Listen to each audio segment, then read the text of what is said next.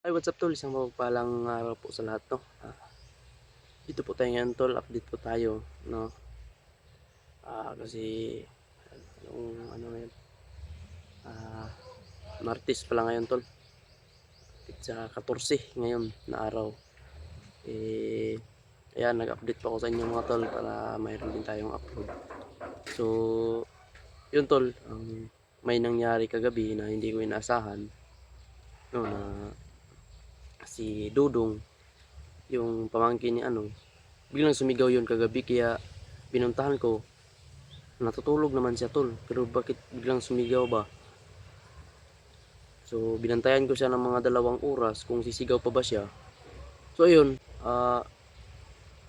wala naman siyang ano, tapos bumalik ako sa kwarto. Yun, pag gising ko tol, wala na. Tinanong ko lang Jano kung may naano sila. Wala na si Dudong tol. Hindi ko alam kung asan, kaya hinanap ko po. Dito nga ako ngayon sa ano, hinanap ko dito sa paligid. Kung baka nagtago lang. Kasi kagabi tol, parang na-trauma siya, parang ano yung may sumigaw siya, tulong daw, tulong. Tapos pagpunta ko doon, natutulog naman siya tol. Pagpunta ko doon, hindi naman siya nakagising. Natutulog lang. Baka iniisip ko baka binangungot. Ayun, hinayaan ko lang. Katapos biglang yun nga sumigaw, at paggising ko tol, nung binantayan ko siya, at saka 2 oras ko siya binantayan, wala naman tol. Hindi naman siya gumalaw ulit, hindi naman siya sumigaw. Kaya ayun, pumasok ako sa kwarto. Yun, nakatulog ako tol. Paggising ko, wala na si Dudong. Yun ang hinahanap ko ngayon tol, baka anong nangyari sa kanya ba. Kaya yun ang hindi ko inasahan na pangyayari talaga no. Siguro nagugutom lang yun ba. Kaya hinahanap ko tol, para nawala siya sa sarili tol.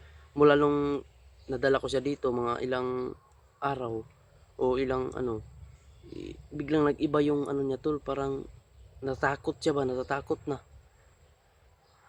So yun, naghanap ako ng paraan na mahanap ko siya. Si Jano naghanap din.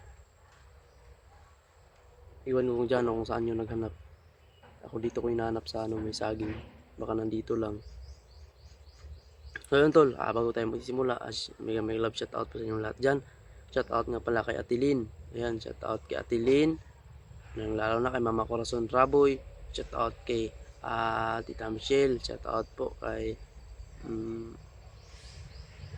shout out nga pala kay Tita Lily. Shout out kay Atilin at saka kay uh, Kuya Jeep Alvarado. Shout out po sa iyo kuya. Ingat po kayo dyan Kuya Atilin. Ingat po kayo dyan sa ibang bansa. At yan, pinagdasal ko po rin yung kaligtasan nyo dyan. Yan. At lang kay Kuya George.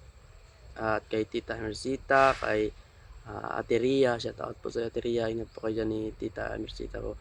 At lalo na kay Ate Mirna. Shout out po sa Ate Mirna. Kay Tita Gilma Oy. Ayan, shout out po sa Tita Gilma. Ingat po kayo dyan. At lalo kay Ate Lourdes. Shout out po. Kay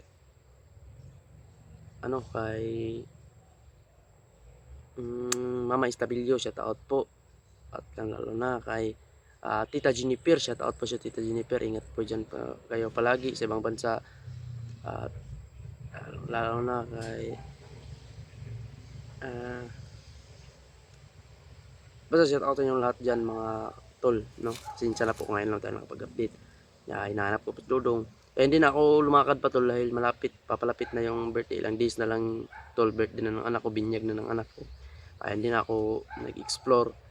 Kaya ang ngayon lang tol ay hinahanap ko lang si Dudong kung saan nagpunta. Kasi biglang nawala ba.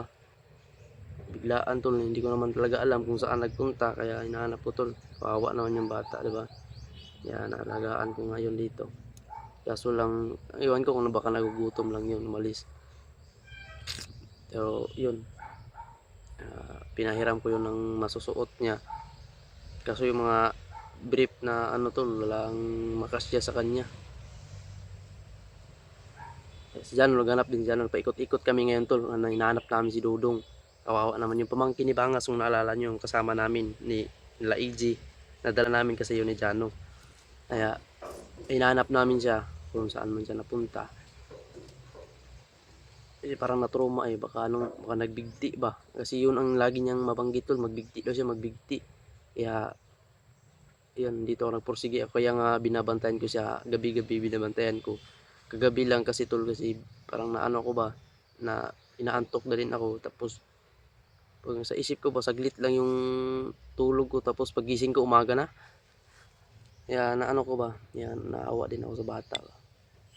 Kaya yun naman sana yung nagtatrabaho sana ako, no? Sinabihan ko si Dudong na dito ka lang, at kasi ano ako, hanap ako ng trabaho kasi palapit na yung birthday ng anak ko. May ano lang tayo, pambili ng bigas, no? Tsaka may ano, ganyan. Nagugutom yun kasi wala kasi kaming ano na, naubusan ako ng ano tol. Naubusan talaga ako ng budget. Kaya yun, sabi niya gutom daw siya, yun. Sinabihan ko, huwag kang maglala, maghanap ako ng diskarte para lang makakain tayo, dahil hindi lang tayo o ang pinapakain ko, pati yung mga magulang ko, yan, pinapakain ko din. Mga gamot pa, mga expenses, bila mama, ganyan. Tapos may anak pa ako, may gatas pa, may diaper, ganyan. O sa time na magkasakit yung bata, ayan, kaya iniiwasan ko talaga na ako yung magkasakit, dahil paano na kapag ako yung magkasakit tol, sino pa ang bubuhay, no? Sino pang magpapakain sa kanila? Kaya kung may kunting blessing man ako tol, madali talagang maubos, dahil sa dami ng alaga at pinapakain ko. Hindi ko naman sinusumbatan tol, pero yun po ang ini-explain ko lang po sa inyo. Kasi lalo na kasi sila mama na may mga sakit, ayan, kailangan nila ng maintenance. Pero laban lang talaga. May pabor din tayo. May pabor din, ayan, no? Paboran din tayo ng Panginoon. Kaya actually malapit na yung birthday ng anak ko, kaya nalilito pa ako tol kung anong dapat kong gawin. So yun, ingat lang po kayo dyan palagi tol. Mahal na mahal ko po kayo. God bless po sa inyong lahat. Binyag po ng anak ko tol, 19 at saka 20 yung birthday niya. Iisan lang namin tol, yung 20 na lang namin, sabihan namin yung mga ninang na 20 na lang tayo magpapakain sa kanila o sa mga bisita, mga ninang at ninong niya siyan, sa 20 na lang, no? Kaya yun, ingat lang kayo dyan palagi mga ka-idol. Kaya punta ako ngayon sa Purok, blatter ko doon, at saka ipaano ko doon sa Purok, paalam ko dahil sa barangay, tapos sa police station pag magpaano ko tol, kung may masagap pa silang, may makita silang bata na ano, na si Dodong, magbigay lang ako ng larawan, baka sakaling makita nila, pwede nila akong tawagan, ganyan. So ayun, hinahanap ko talaga yung bata kasi kawawa tol. Natatakot ako ba kasi minsan nagsasabi siya na magbigti daw siya, hindi na daw kaya. Kaya sa murang edad nun tol, kaya niya nang magbigti. Kasi alam natin yung utak niya galing sa itaas ba, hindi pa natin na, ayun, pinag-aralan ko muna yung kanyang pinag-aralan ko po muna yung kumbaga yung kilos niya, kung ano talaga. Kaya yun, halos gabi-gabi ko siyang binabantayan na sana makita ko yung ano man yung, baka may dalang ano ba, baka mag-traitor ganyan. Pero hindi naman tol, porsigido talaga siya na tumulong tol. Kasi kapag aalis siya tol, papatayin siya. Yun na, parang naano yung utak niya ba. Kung aalis siya dito at makita siya na mga kasamahan ng tito niya, ipapatayin din naman siya. No, dahil traitor daw siya. Kaya ang nasa isip ko ngayon tol, hanapin ko yung bata. Baka mag ano ba, baka magbigti, mawala na siya sa sarili, mawala na siya sa isipan niya. Yun, matuloy niya yung iniisip niya na ganyan, yung sinasabi niya na sarap na daw magbigti, ganyan. Kaya hinahanap ko siya tol, no? Marami pang mga sumbong dito sa akin na mga kapitbahay namin dito na mayroon daw mga akit bahay ng mga bata na gumagamit ng tinatawag na bawal na gamot. magpapatulong sila kung paano daw matahimik o mabigyan ng ano yung mga taong nananakawan dito. Matalas talaga tol, matalas yung mga bata na yan. Nasa damuhan talaga lahat. Kaya yun din ang iniispayan ko dito. Baka makita ko sila ba. Pwede natin yung hulihin at saka ano natin sa mga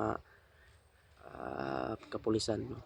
Isuko natin para naman matigil yung mga ginagawa nilang masama.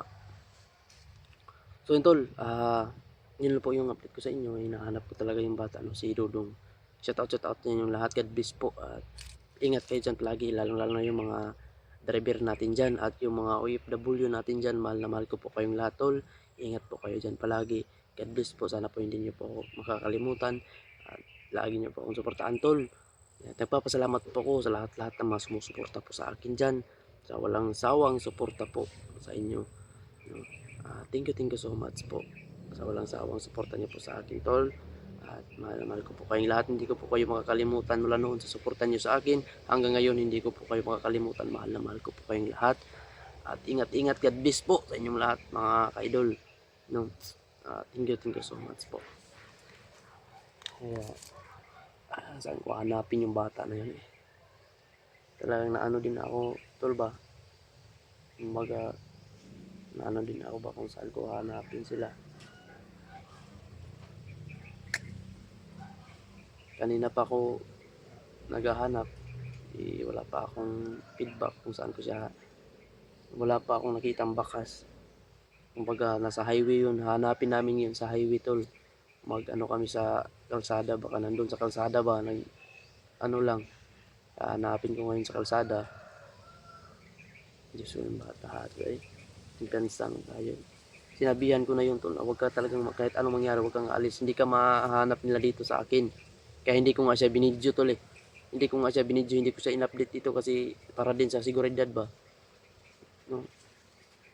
Para din sa seguridad na ma-safety siya. Kaya sinabihan ko siya, hindi ka na mahanap nila dito. Wala na silang ano pa. Huwag ka lang mag-alala, hindi kita pababayaan, yun ang sabi ko sa kanya. Sabi niya, oo, salamat kuya, salamat. Ganyan lang siya. Biglaang pagkawala tol.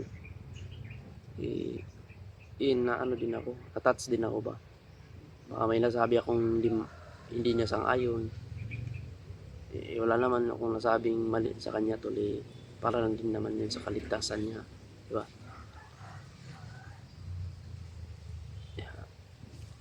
Na ano talaga ako tol, kung saan ko naawa talaga ako. Alam kong walang-wala din yung bata na yun ba. Dahil yung mga magulang niya pinatay ng tito niya, wala na siyang mapupuntahan, kaya nagporsige ako na dito muna siya, no.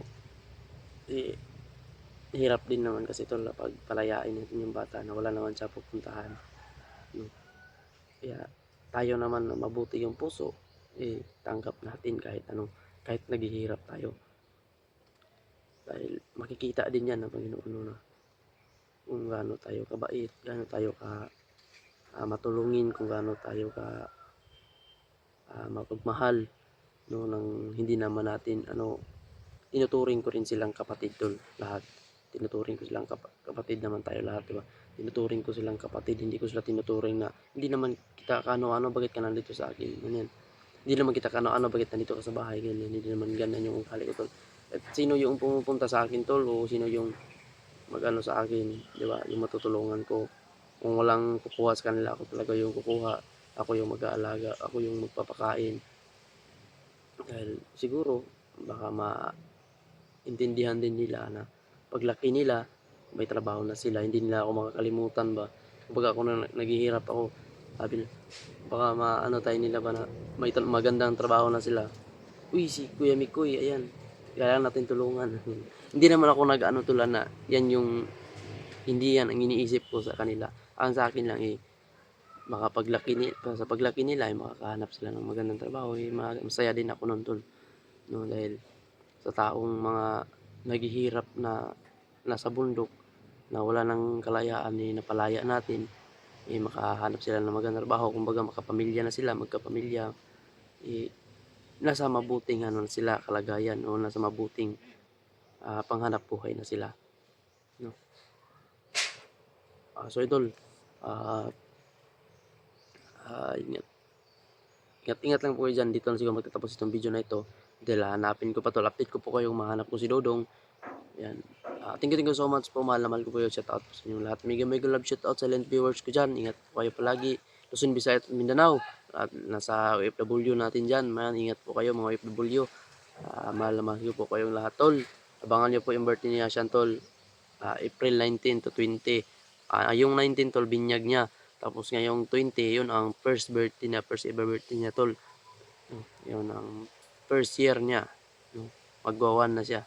Sobrang kulit na bata. Thank you so much, Tol. I love you all. Mahal na mahal ko po kayong lahat. God bless po. At lagi po tayong magdasal, Tol. Darating po yung mga blessing na hindi natin inaasahan. No, magpapasalamat tayo ng malakas sa Panginoon na sa araw-araw na binibigyan niya tayo ng maayos na pangangatawan. Ayan. Thank you so much. Mahal na mahal ko lahat. I love you.